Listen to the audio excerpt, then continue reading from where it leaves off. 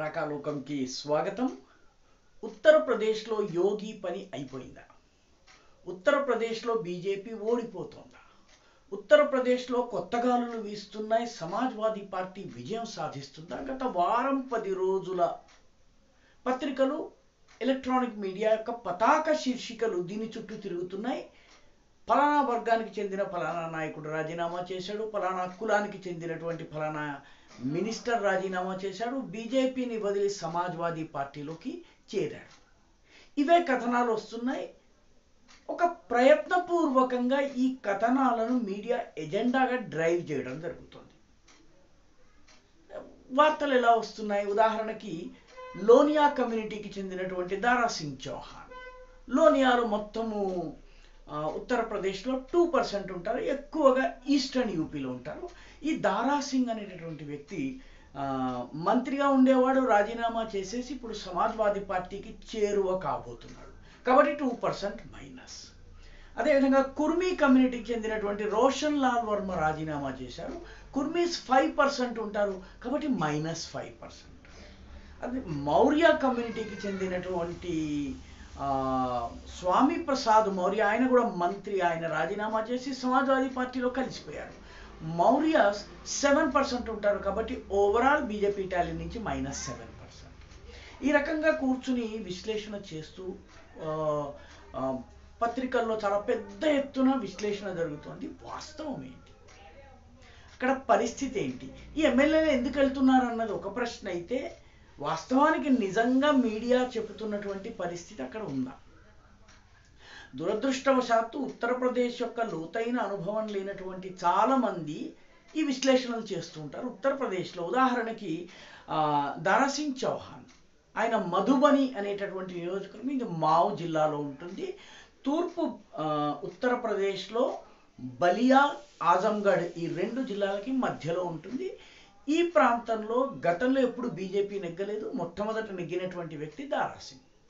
ఈయన ఈసారి మధుబని నుంచి నేను పోటీ చేయదలుచుకోవడం లేదు, మధుబని గాక నాకు ఘోసి అనే నియోజకవర్గం ఇవ్వాలని అడిగారు.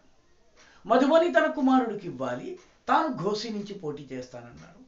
భారతీయ జనతా పార్టీ నాయకత్వం నిరాకరించింది. ఆయన పార్టీ మారుతున్నారు.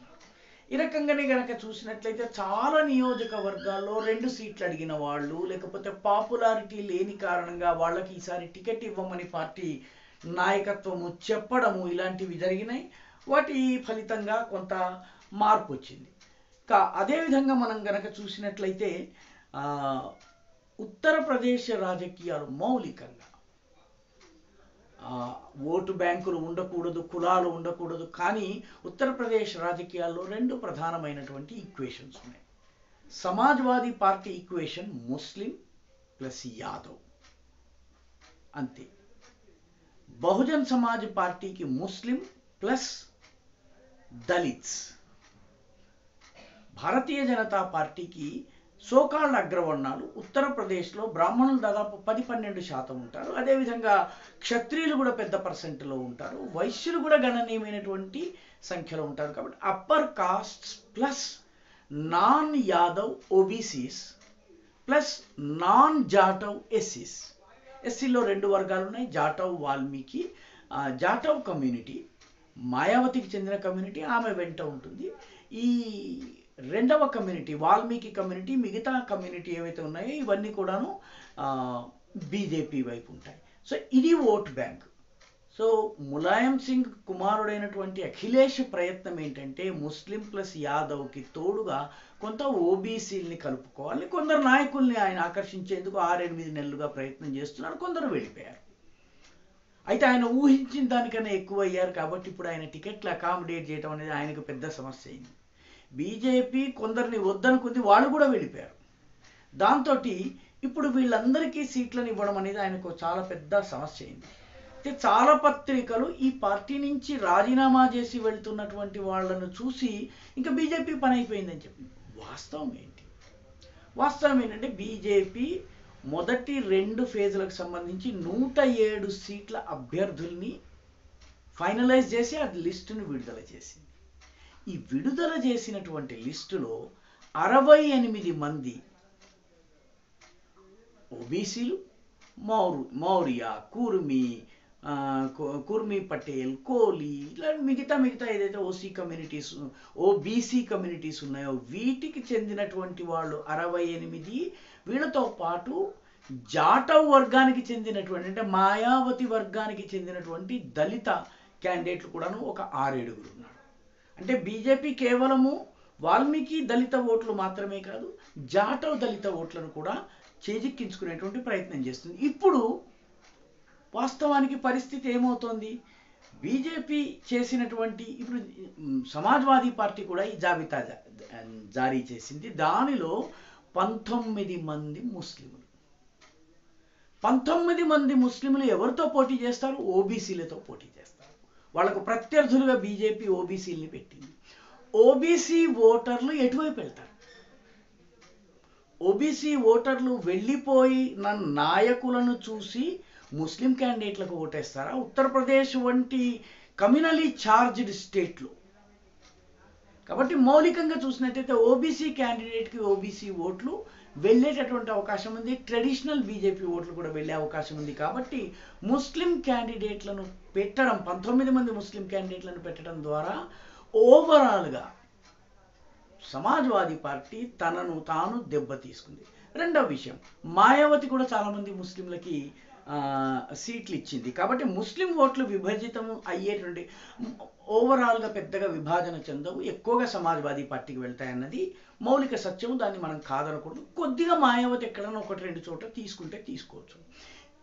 ఎవరికి టికెట్ ఇచ్చింది సమాజ్వాదీ పార్టీ? ఉదాహరణకి 2-3 ఉదాహరణలు ఇస్తాను. ఇప్పటి వరకు ఉన్నటువంటి సీట్లన్నీ కూడా వెస్టర్న్ యూపీలో ముస్లిం వర్సెస్ జాట్ కలహాలు చాలా పెద్ద ఎత్తున జరుగుతున్నాయి. గ్రామాల్లో టెన్షన్ వాతావరణం ఉంది. దీనిలో సమాజ్వాదీ పార్టీ అతి కీలకమైన సంవేదనాశీలమైనటువంటి ముజఫర్నగర్ సీట్కి నహీద్ హుస్సేన్ అనేటువంటి వ్యక్తికి టికెట్ ఇచ్చింది. ఇతని మీద 17 కేసులు ఉన్నాయి. కైరానా నుంచి, షామ్లీ నుంచి హిందువుల పలాయనానికి ఇతను కారకుడని హిందువులు భావిస్తారు. కులమత వర్గ విభేదాలను పక్కన పెట్టి హిందువులందరూ భావించేది ఏంటంటే ఈ నహీద్ హుస్సేన్ని టికెట్ ఇవ్వడం వల్ల ఈరోజు సమాజ్వాదీ పార్టీ తన గోతిని తాను తోకుంది. అదేవిధంగా బులంద్ షహర్ చాలా కమ్యూనలీ సెన్సిటివ్ సిటీ. ఇది కూడాను బులంద్ షహర్లో 23 మతపర ఘర్షణల కేసున్నటువంటి మాఫియా డాన్ హాజీ యూనిస్కి టికెట్ ఇచ్చింది. దీని అర్థం ఏమిటి? సమాజ్వాదీ పార్టీ టికెట్లు ఇచ్చినటువంటి ఈ వ్యక్తుల వల్ల వారు ఆశించిన ఓబీసీ ఓట్లు వారికి రావు. ఎందుకంటే ముస్లింలు అక్కడ ఉన్నటువంటి ఈ శక్తుల దాడులకు, ముఖ్యంగా హాజీ యూనుస్ కావచ్చు, నహీద్ హుస్సేన్ కావచ్చును, ఈ ముఠాల దాడిలో ఎక్కువగా నష్టపోయినటువంటి వాళ్ళు ఓబీసీలు, జాట్లు. కాబట్టి వాళ్ళు ఇంతకాలము వేసినటువంటి పథకాలని వాళ్లే నాశనం చేసుకుంటూ ఈ సీట్ల పంపిణీ చేయటం అనేది జరిగింది. కాబట్టి ఓవరాల్గా చూసినట్టయితే 4-5 రోజులు, వారం రోజుల క్రితం ఉన్నటువంటి వాతావరణానికి ప్రస్తుతం యూపీలో ఉన్న వాతావరణానికి తేడా ఉంది. అంతేకాకుండా మాఫియా డాన్లు గాను, గూండాలు గాను, రౌడీలు గాను, ప్రజల ఆస్తుల్ని దోపిడీ చేసిన వాళ్ళు గాను, పట్టపగల హత్యలు చేసినటువంటి దాదాపు 23 మందికి పార్టీ టికెట్ ఇచ్చింది సమాజ్వాదీ పార్టీ. కాబట్టి యోగి ఆదిత్యనాథ్ ఏదైతే యాంటీ క్రిమినల్ డ్రైవ్ చేస్తూ వచ్చారో దానివల్ల ఆయనకి చాలా పాపులారిటీ వచ్చింది.